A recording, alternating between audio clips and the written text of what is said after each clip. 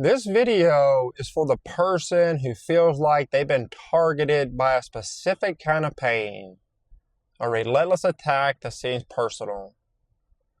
If you've ever looked at the narcissistic abuse in your life and thought, this feels different than just a bad relationship, this feels like it's trying to kill something inside of me, then you need to understand the assignment. The enemy had a very specific assignment against you as a chosen one. It wasn't just to make you miserable for a week or a season. The goal was to crush your spirit, to sever your connection to God, and to make you believe the most devastating lie of it all, that you are cursed and you are not chosen.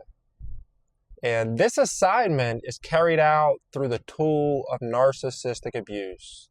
The constant criticism is meant to make you doubt your own self-worth. The gaslighting is designed to make you doubt your own reality. And the smear campaigns are intended to isolate you from any source of support or truth that you may have. It's a spiritual attack that uses human agents to accomplish a dark purpose. But here's the beautiful, powerful truth that changes everything.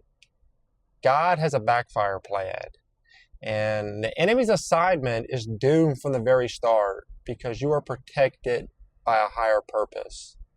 The very weapons meant to destroy you are the very things God will use to build you up. And I want you to think about Joseph for a minute. His brothers threw him in a pit and sold him into slavery. They intended to harm him to erase his destiny. But God had a different plan. And Genesis 50:20 says it perfectly. You intended to harm me, but God intended it for good, to accomplish what is now being done, the saving of many lives.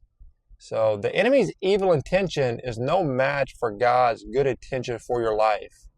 The abuse was meant to break you, but God is using it to make you. It was meant to silence you, but God is using it to give you a voice. And this is the divine backfire. And there comes a moment when this backfire becomes visible, not just to you, but to the enemy and the human agents or Satan's minions, puppets, whatever you want to call it, they use. It's the moment your peace becomes their biggest problem. And the turning point, the moment the enemy realizes the assignment is failing, is not when you have a big emotional confrontation. It's not when you finally explode or when you plead your case. The moment of failure is revealed in your peace. It's when you stop reacting from a place of pain and start responding from a place of power. And that's God's power in you. For so long, the narcissist playbook worked. They would criticize and you would scramble to defend yourself. They would give you the silent treatment and you would anxiously try to figure out what you did wrong. And they would triangulate you with other people and you would get drawn into the drama. Your reactions were the fuel for their abuse. And your emotional distress was the proof that their weapons were hitting their target. But then something shifts. God begins to heal you from the inside out. You start to see the tactics for what they are. Not truths about you, but strategies from the enemy. And you begin to implement what many call the gray rock method. But for a chosen one, it's so much more than a psychological technique. It's spiritual warfare. You become uninterested. You stop giving them the emotional reaction they crave. And when they criticize you, you give a calm, neutral response, like something like, I hear you, or simply don't engage. And when they try to bait you into an argument, you don't take the bait. And you set a calm boundary without anger or explanation. Maybe something as simple as, that doesn't work for me. And it's a complete sentence. This is where you get to watch the divine backfire in real time. The narcissist becomes visibly confused. Their tactics, which always worked before, suddenly have no power. Your calm presence becomes a mirror that reflects their own chaos back at them. And your peace becomes an irritant to their spirit because it is evidence of protection they cannot penetrate. And they might try harder, escalating their behavior in a desperate attempt to get the old reaction from you. They might rage or they might retreat.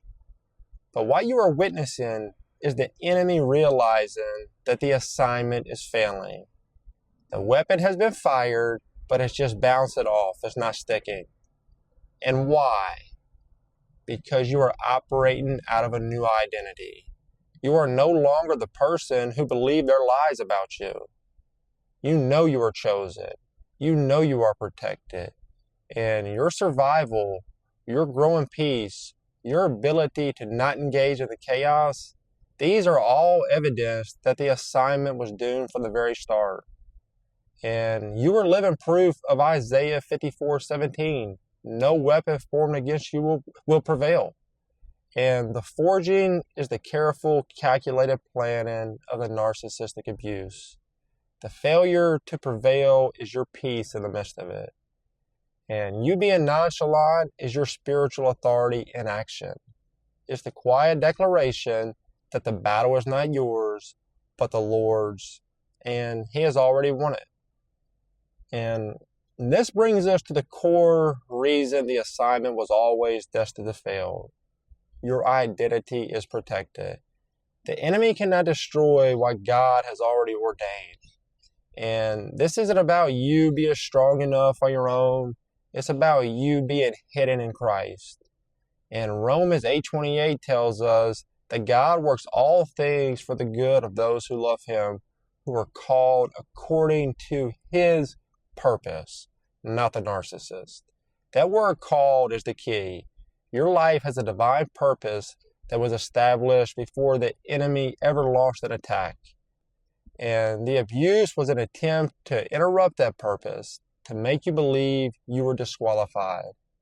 But the truth is, your calling is your protection. The enemy's assignment fails because it's an attack on God's plan, and God's plans cannot be thwarted. Your very survival through the abuse, the fact that you're here watching this video with a heart that still seeks truth, is not an accident. It is evidence. It is proof that the assignment has failed. You were protected because you are chosen. So you might ask yourself, how do you step into this reality and make it your own this week? So I want to give you a very practical step, and it's something I call the silence of victory fast. For the next 72 hours, I want you to fast from engaging with the narcissist narrative. No checking their social media, no rehearsing arguments in your head, no explaining yourself to people who've been influenced by them. And when the urge to react or defend yourself rises up, I want you to replace it with a simple declaration. Just say out loud or in your heart, the assignment has failed. This act of holy nonchalantness isn't about ignoring the pain. It's about reclaiming your spiritual authority in Jesus Christ.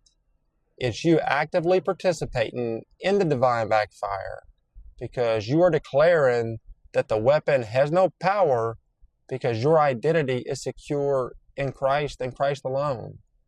This is how you walk in the victory that is already yours.